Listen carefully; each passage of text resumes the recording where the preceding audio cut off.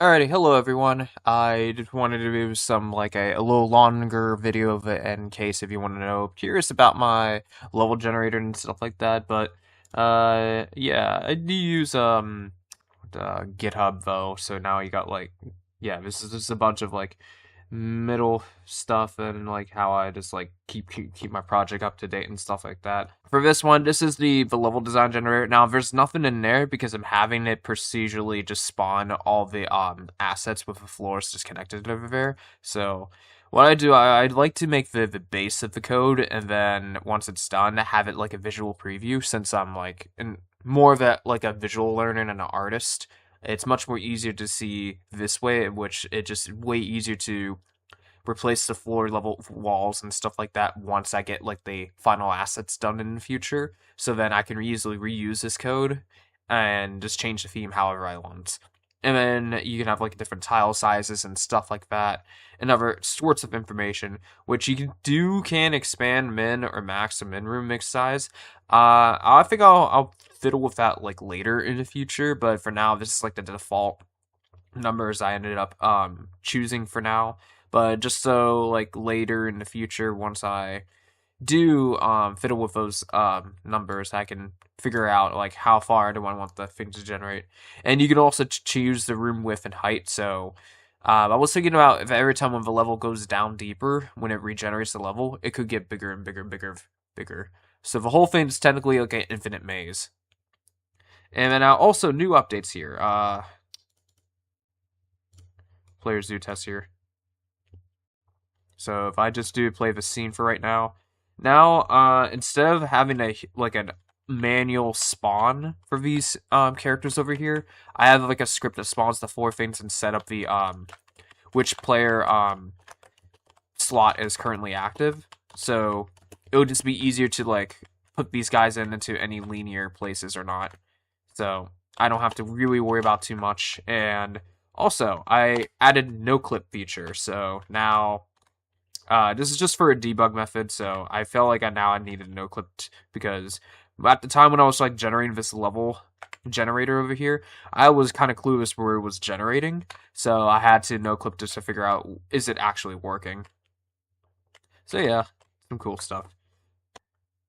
This will generally just spawn anything random. Now you notice like the players are kind of like random, like all over the place and stuff like that.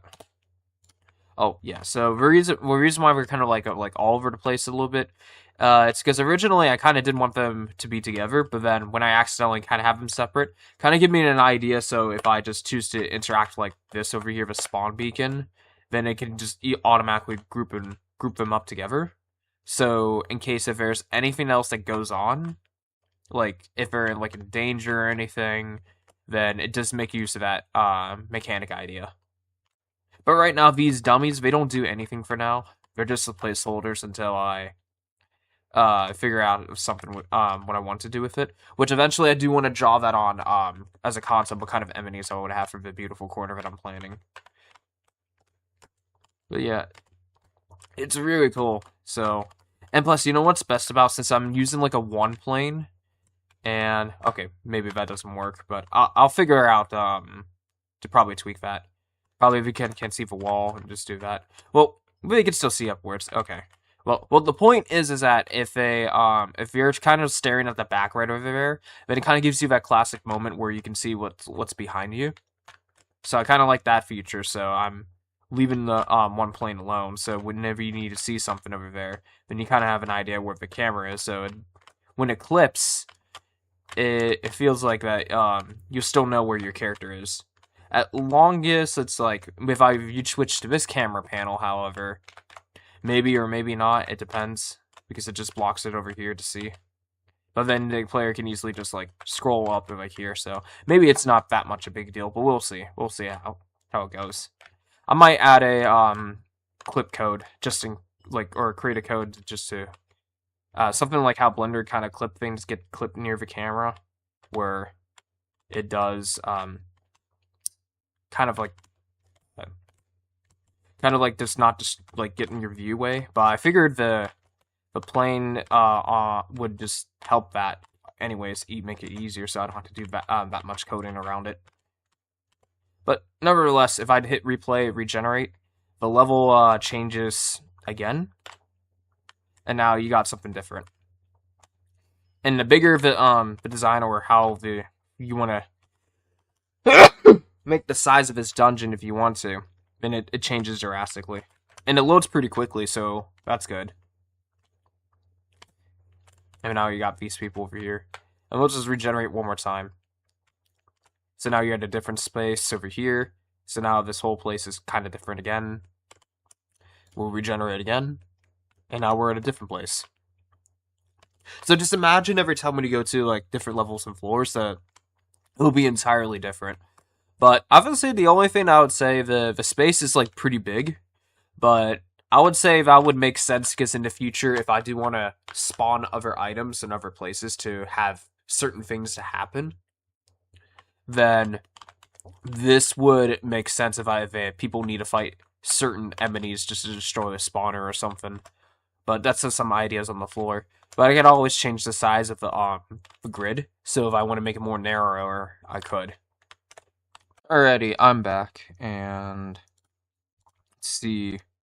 So this is like this is the randomizer spawn that I made for like over here for the data. So basically what you can do is you can just hit there and replace any other items that you want to spawn, which you can quick load and choose which level the ets.tsn you want to load in. Now I just recommend of course the obviously object, don't load the whole level scene, of course, because I think that's just gonna be too volatile, but yeah.